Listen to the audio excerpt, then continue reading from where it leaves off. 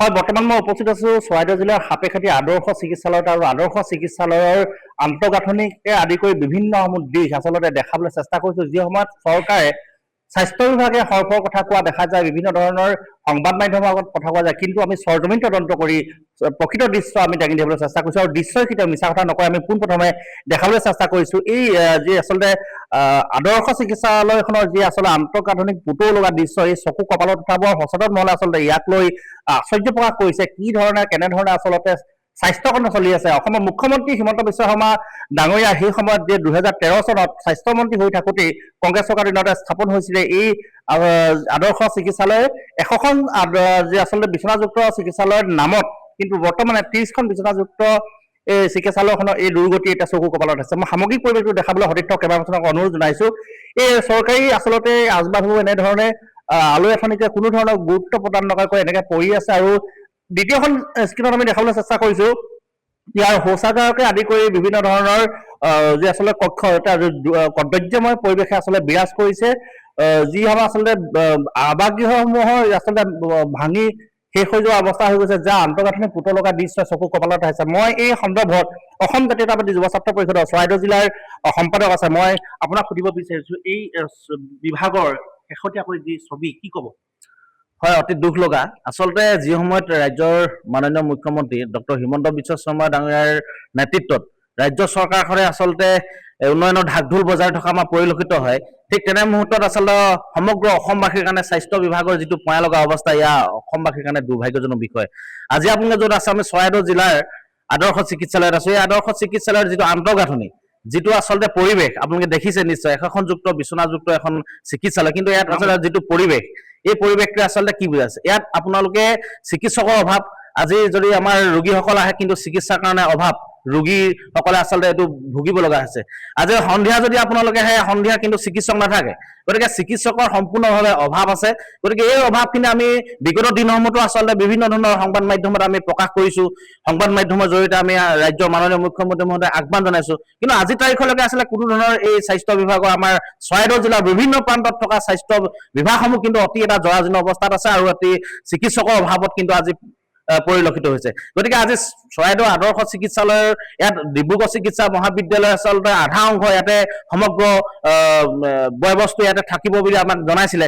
2013 চনতে কিন্তু এইটো আধাৰশিলা স্থাপন কৰিছিলে। সেই সময়ৰ কংগ্ৰেছ দলৰ নেতৃত্বত আছিল স্বাস্থ্যমন্ত্ৰী আজিৰ মাননীয় মুখ্যমন্ত্ৰী হিমন্ত বিশ্ব শৰ্মা ডাঙৰীয়াই। গতিকে তেনে ক্ষেত্ৰত আজি তাৰিখত তেওঁ মাননীয় মুখ্যমন্ত্ৰীৰ দিনত আচলতে এনেধৰণে আচলতে পৰিত্যক্ত অৱস্থাত থকাটো অতি এটা দুৰ্ভাগ্যজনক বিষয়। গতিকে ইয়াত স্বাস্থ্য বিভাগত আচলতে এটা লেবৰেটৰীৰ প্ৰয়োজন আছে, লেবৰেটৰী কিন্তু লেবৰেটৰীৰ মানুহ নাই, লেবৰেটৰীয়ান নাই।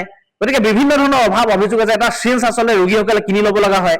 ইয়াত ইমাৰ্জেঞ্চি যদি পেচেণ্ট হয়, ডক্টৰ অভাৱ, গুৱাহাটীত ডিব্ৰুগড় মেডিকেললৈ যাব লগা হয়। গতিকে বহুখিনি অভাৱ আছে। গতিকে আমি অসম জাতীয়তাবাদী যুৱ ছাত্ৰ পৰিষদ চৰাইদেউ জিলা সমিতি মজিয়াৰ পৰা আমি আহ্বান জনাইছো। আমি বিগত দিনতো কৈছো, আজি তাৰিখতো কৈছো, আমি আহি থকা সময়তো আচলতে সমগ্ৰ অঞ্চলটোৰ কাৰণে, ৰাজ্যৰ আমাৰ এই অঞ্চলটোৰ কাৰণে কিন্তু আমি মাত মাতি যাম। এই ক্ষেত্ৰত আমি একেবাৰে স্পষ্ট কথা, আৰু কোনো ধৰণৰ যদি ব্যৱস্থা নকৰে, আহি থকা সময়ত আমি একেটা কথা স্পষ্টভাৱে কৈছো যে কোনো ধৰণৰ যদি আহি থকা সময়ত ব্যৱস্থা গ্ৰহণ নকৰে, আমি অসম জাতীয়তাবাদী যুৱ ছাত্ৰ পৰিষদ চৰাইদেউ জিলা সমিতিয়ে আমাৰ এই অঞ্চলৰ ৰাইজৰ অভিভাৱকত্বত কিন্তু আমি প্ৰতিবাদী কাৰ্যসূচী ল'বলৈ আমি বাধ্য। আৰু এটা কথা আপোনালোকক কৈ থওঁ, যিটো আদৰ্শ চিকিৎসালয় অহা যিটো পথ, 52 নং বি ৰাষ্ট্ৰীয় ঘাইপথৰ পৰা অহা যিটো পথ, এই পথটো কিন্তু অতি জৰাজীৰ্ণ অৱস্থা।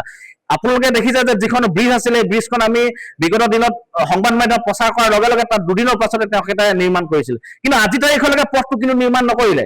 আজি তাৰিখত আপোনাৰ এখন যদি ই ৰিক্সা আহে, এখন যদি গগ অটো আহে, কিন্তু লুটি খাই পৰি যোৱা আমি দেখিবলৈ পাইছো। গতিকে এনেধৰণৰ এটা পৰিৱেশ।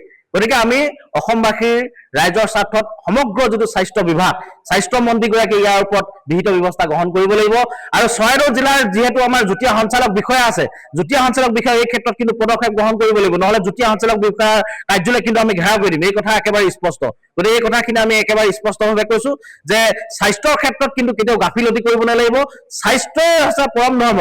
গতিকে স্বাস্থ্যৰ ক্ষেত্ৰত স্বাস্থ্যমন্ত্ৰীগৰাকী আৰু আমাৰ জিলাৰ যিসকল বিষয়ববীয়া আছে, যুটীয়া সঞ্চালক বিষয়ববীয়া আছে, গুৰুত্ব প্ৰদান কৰক। অন্যথা কিন্তু অসম জাতীয়তাবাদী যুৱ ছাত্ৰ পৰিষদে এই কথা মনে মনে বহি নাথাকে। হয়, এই স্বাভাৱিক প্ৰতিক্ৰিয়া প্ৰকাশ কৰিছে অসম জাতীয়তাবাদী যুৱ ছাত্ৰ পৰিষদে। আৰু এই কথা ক'ব লাগিব, যি সময়ত আচলতে ৰোগীক লৈ হেতালি কৰাৰ কথা উত্থাপন হয়, সেই সময়তে কিন্তু এই আদৰ্শ চিকিৎসালয়খনৰ কদৰ্যময় ৰূপেই হওক, আন্তঃগাঁথনি পুতৌ লগা দৃশ্যই চকু কপালত উঠাইছে। টাই আহোম যুৱ পৰিষদৰ নেতৃত্ব আছে, টাইপাৰ সাপেখাতী আঞ্চলিকৰ দায়িত্বত থকা দায়িত্ব আছে, কি ক'ব চৰকাৰৰ এই হেমাহি? হয়, এই হেমাহি দেখি আমি অতি সুখ প্ৰকাশ কৰিছো।